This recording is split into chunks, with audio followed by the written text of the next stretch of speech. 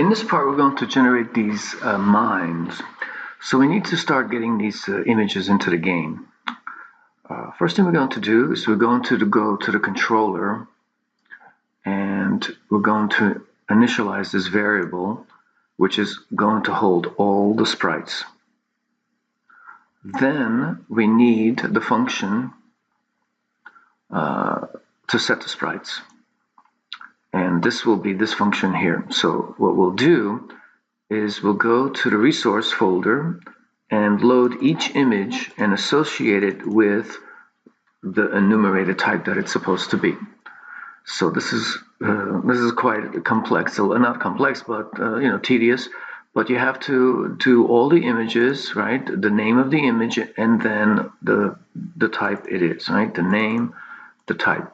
So you do all of these, right? And it doesn't matter what order you do them really to add them to the library. So that's the first step. The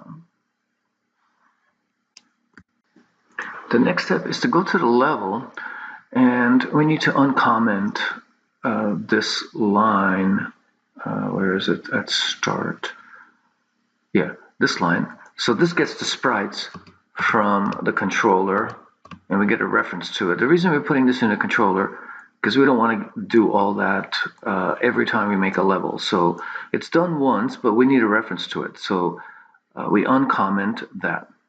Now we need to handle the clicks, right?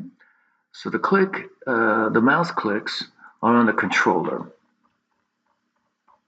So we're going to go back to the update.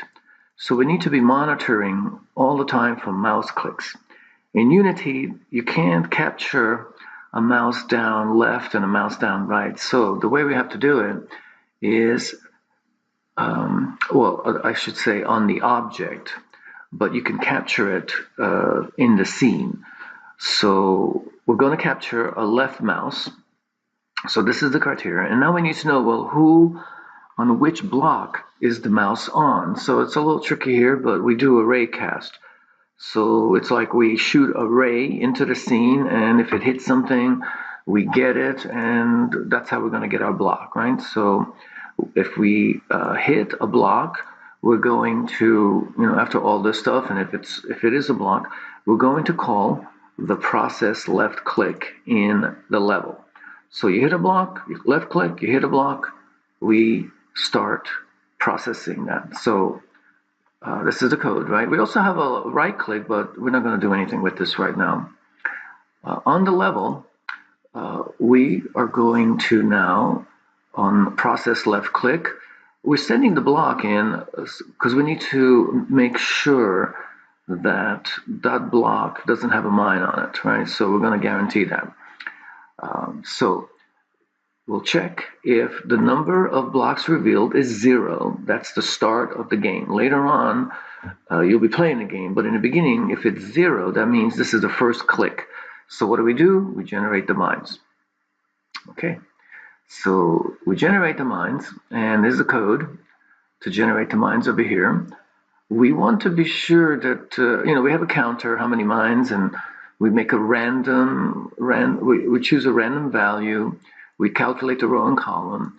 We make sure that there's no mine on it, right? And it's also not the selected block, right? So we don't want the mine to be underneath the first click. Okay. And if that's true, we'll make that block into a mine. So we'll indicate that. We'll change the sprite into a mine. This is right now so we can visualize this. Later on, we don't want them to see that, right? And we increase the counter. So I have a failsafe over here all the time.